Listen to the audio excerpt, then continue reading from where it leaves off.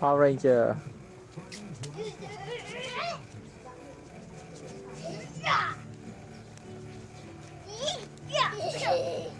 Oh, pichọ.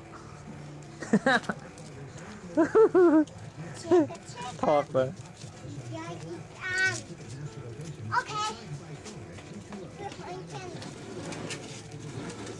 Wow, Quỳnh Lan ôi ôi, láng á, Superman.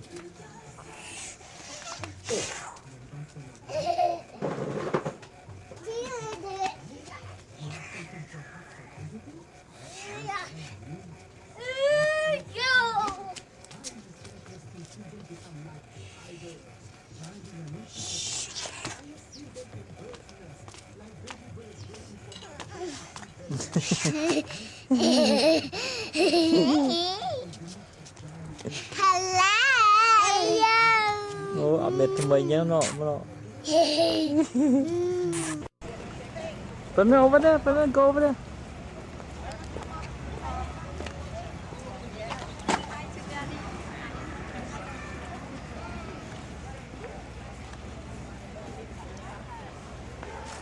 Phá ta. Hả? Chua lắm. Đá không?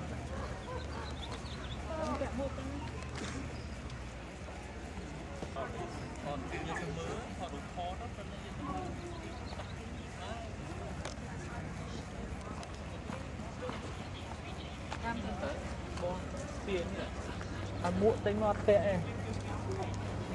Nó tục tệ mà. Dạ hai tới. Mà cô phải nó lờ phải nó bắt vô là. Sao tôi mới phần nó tới? Nó phần nó apply vậy, phần nó tới mưa một về mở. Mưa baby viết phần nó tới can baby mà. Then go pet the baby. Yeah, baby.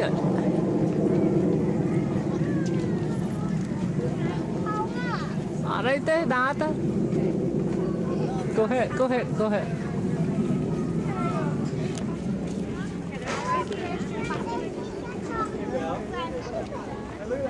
Cái baby á, Brennan.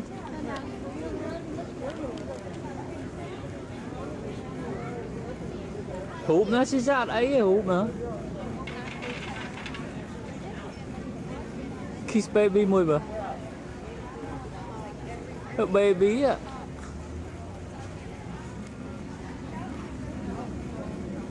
Mà ta, tự tiện. Ta. Unable to competitively reproduce. And it is now believed that the the Asian elephant may be totally extinct in the wild. Over here, Sisa. They were once found throughout the forests and jungles of Asia. These are all the females to our right. You can see their tusks are not visible. Now we had to meet the males and females separated because in the wild elephants live in matriarchal societies. That means that the ladies rule the herds, the social units. They actually kick the males out of the groups. So the only male elephant you would find in a herd would be a baby who's probably under the age of about 10. So the male elephants live solitary lives, female rule the herds. What's called a matriarchal society. Every herd of elephants is ruled over by a matriarch. That's usually the oldest, largest, dominant female in the herd. On the right down there by the water pool, the one with all the the pink pigmentation, that's Neda. She's the matriarch of this herd. And to the left-hand side are the African elephants. The African elephants are larger. They come up to 20,000 pounds. The Asian elephants usually about 16 to 18,000 pounds. Look at the two elephants up there by the wood pile. One is touching the other one with her trunk. Now we think that animals don't talk to each other because they don't use language, at least not the verbal language we use. But we really shouldn't make that assumption because most animals actually have all sorts of ways they communicate. Elephants communicate tactily, which means through touch, through body posture, through gesturing. They do communicate vocally using their trunks. And it has been discovered recently that elephants have a form of communication that is just below our level of hearing. And it's actually a very, very intricate type of a communication system, similar to the whale songs, but it's low frequency and we cannot hear it. It's how the elephant herds can find each other out in Africa.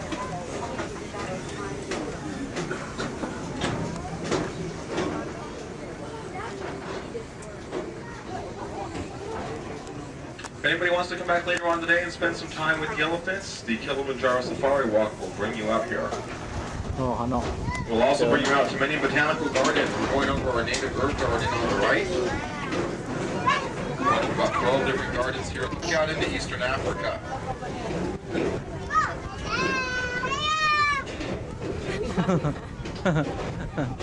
Hey, yo.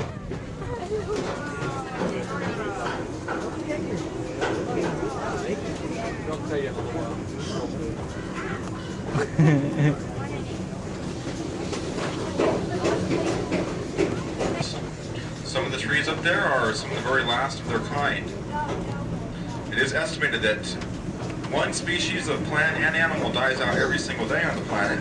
Some think it may be as many as one per minute by the end of the century. So it's just as important to work with the plants as the animals. Now we're going to move out over Cat Canyon. Everybody needs to keep their eyes peeled for lions and tigers down beneath us. Right there. The lions live on the left-hand side, the tigers on the Lion right-hand over there. side. See it? Earlier, the two lion? female lions were directly below the plain. The lion. The male lion is actually quite visible. He's right under one of those three tall trees. Now, they call the lions the king of beasts. They are the biggest predatory animals in Africa, but it actually might have been more accurate if they had named them the queen of beasts, because, once again, the females are in charge. The females rule over the prides. Actually, more than the males do. They do most of the hunting, control where the pride moves and lives. The male pretty much just eats and breeds. And sleeps.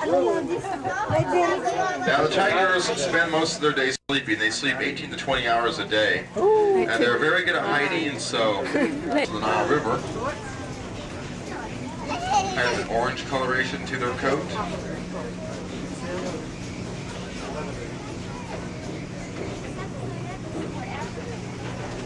Tục phôi xí xá đây dạch chúng bạn.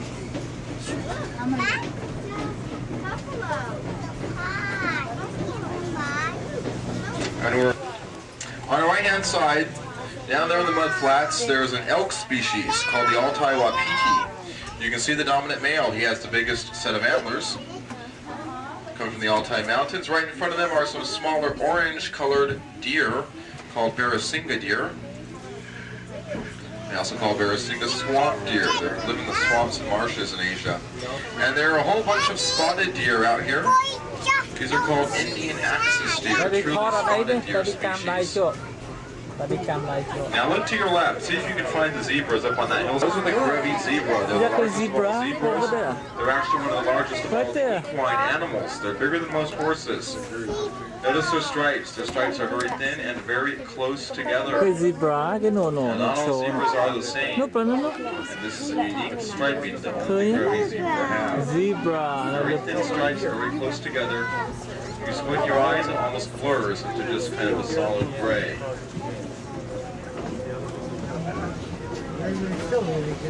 These are cows.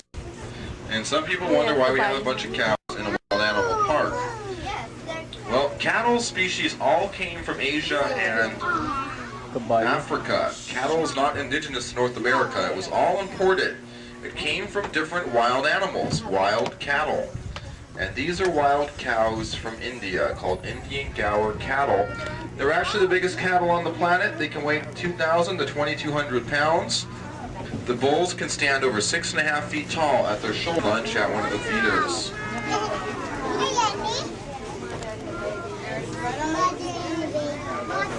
These are the Indian or greater one-horned rhino. There are two more over here in the water hole, cooling off. Off to the right, the water hole. Up on the left, this is the one non-Asian animal out here. They come from Somalia. It's the Somali wild ass. Now critically endangered, there are believed to be less than 300 surviving in Africa, and that's primarily due to the war, the famine, and the drought. Those things are not only bad on people, they're very bad on animals, plants, and the environment. War is just really not good for anybody. So this is now a critically endangered animal. We're lucky that we have this breeding pair, and as you can see, the female who is walking up that hill right now, she's very pregnant.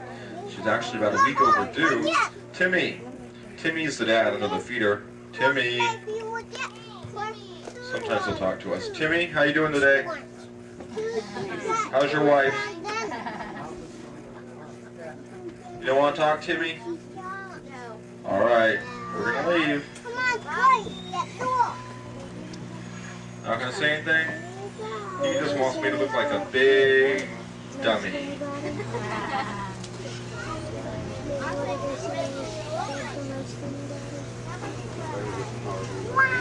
This white animal is another animal that once was almost totally extinct. It's called the Arabian oryx. At one point there were only 9 left surviving. At the end of World War II, many Westerners sold off their 11 years after they were born. They'll nurse for up to 2 years, but they'll stick around mom because mom provides such good protection. That actually 1,000 pounds. No predators go near these rhinos. They have no natural predatory enemies. So that mom's pretty good protection until the baby's full grown. And there are 3 more in the next water pool. The rhinos spend a lot of time in water if it's around, if they have water available, because they're so huge they generate a lot of body heat. And they don't have sweat glands, so they can't perspire to cool off. They must consciously do things to keep their body cool. It doesn't just cool off automatically like ours does. So they have to stay in water and in the shade when it's very hot out. East of Eastern Africa. In Africa, they'll form herds of 1 to 200,000 animals. A herd of wildebeest in Africa could literally fill this entire enclosure solid. And they actually migrate following the rain clouds. Wherever it rains, it brings up new grass for them to graze on. So they migrate, chasing after the rain clouds. The big group of brown animals, they're kind of a sleek brown color, are the Kenya impala. Incredible runners. They can run 65 miles an hour and jump lengths of 30 feet. They're one of the fastest animals in Africa. The darkest animals out here would be the dark brown Fossa water buck.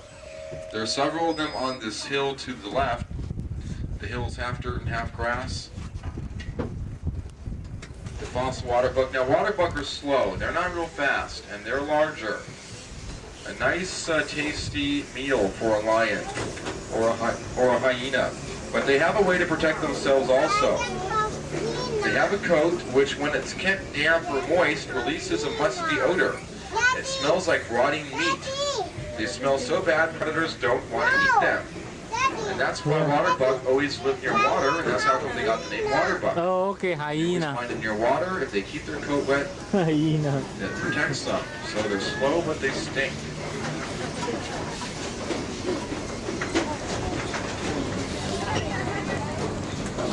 And on our left-hand side, we're going by our North African enclosure. These white animals are called scimitar horned oryx. Their horns curve like scimitar swords. It's a true desert-dwelling animal. It goes its whole life without drinking water if it has to. It will survive only off the moisture in plants. The harsh deserts of North Africa is where they come from, and there is sometimes 0% rainfall and no water sources whatsoever. Is a great animal if you live in the desert. They're very durable. They can go about 25 days without eating and about 12 days without drinking water. They survive off their hump, which is a big storage of body fat. And they're also very strong, and they can carry 200 to 400 pound loads. So they are used for transportation. Camels are now considered to be a totally domesticated animal. There are no longer any wild camels left. They have been pretty much totally domesticated, like the horse. That's a dromedary or one-hump camel. You find the one-hump camels primarily in northern Africa. Two-hump camels more so in the Middle East. Little gazelles, but very fast. They can run almost 55 or 60 miles an hour. And in back of the Thompson gazelles, a slightly larger gazelle, those are the Roosevelt gazelles.